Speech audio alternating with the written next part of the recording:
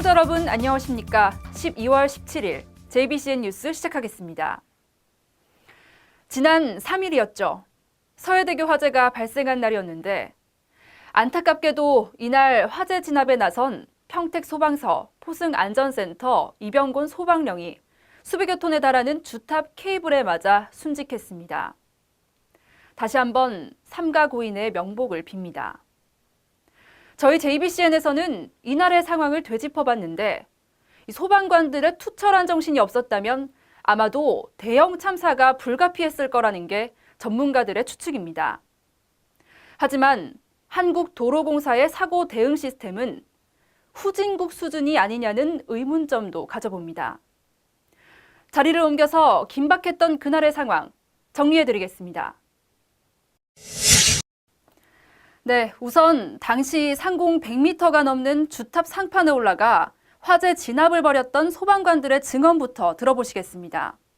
저희가 서해대교에 처음 도착했을 때 차가 흔들릴 정도로 이렇게 강풍이 불었습니다. 그래서 차를 세워놓고 현장을 보니 한 지상 80m라고 추정이 되는데요. 거기서 이제 불이 나는데 저걸 어떻게 끌까 이런 막막한 생각이 들더라고요. 저희도 많은 재난 현장을 갔지만은 그런 현장은 처음 겪는 거라.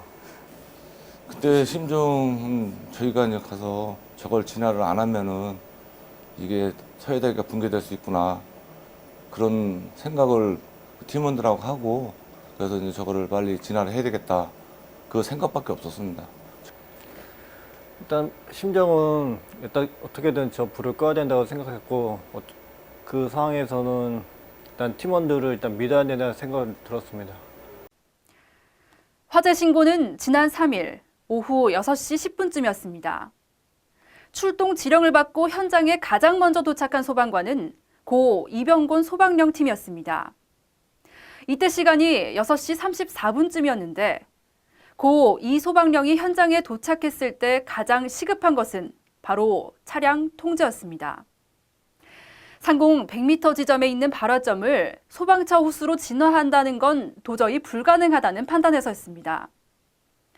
그래서 2차 피해 차단이 우선이었던 것입니다.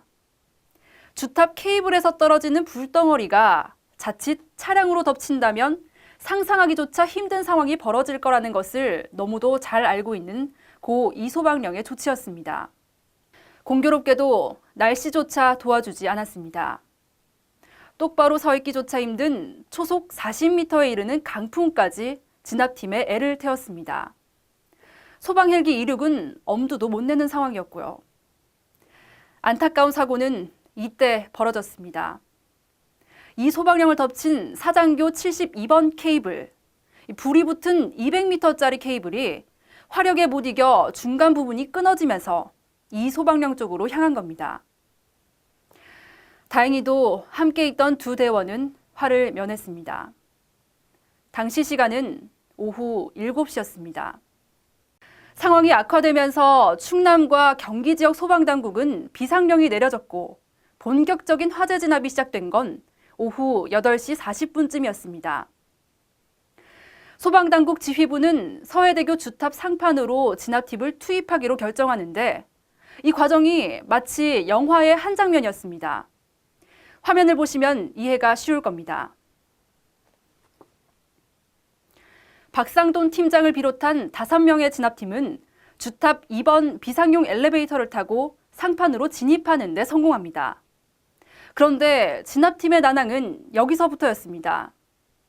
30m짜리 소방호수 5개를 이어 100m 아래 소방차로 연결해야 했고 또 호수를 연결한다 하더라도 100m 상공까지 수압이 올라올 수 있을까 하는 의문이었습니다. 예측은 빗나가지 않았습니다. 통상적으로 순간 압력인 7km/제곱센티미터의 수압이 발사되어야 했지만 불과 3분의 1 정도의 수압밖에 나오질 않은 겁니다. 또 다른 문제는 화재 진압에 따른 시야 확보였습니다.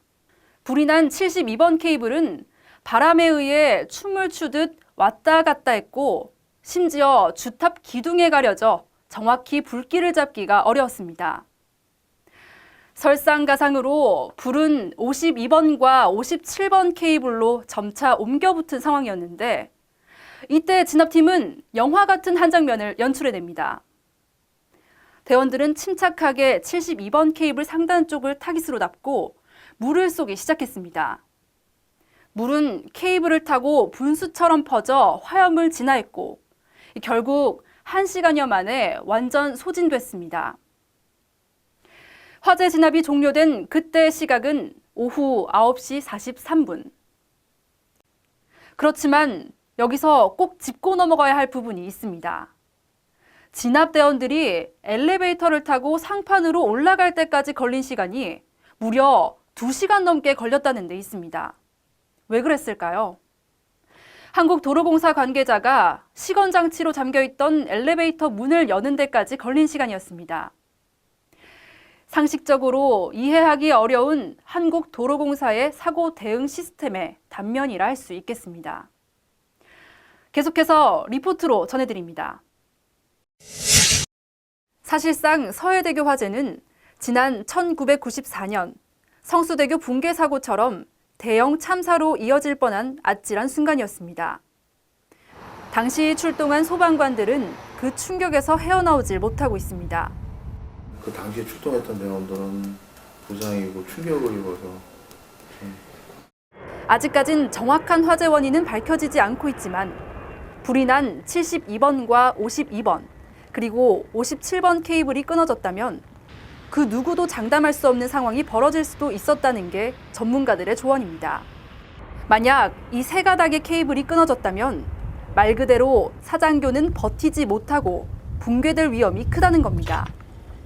한국도로공사 측도 이 부분을 인식하고 있었습니다. 그래서 차단한 거죠.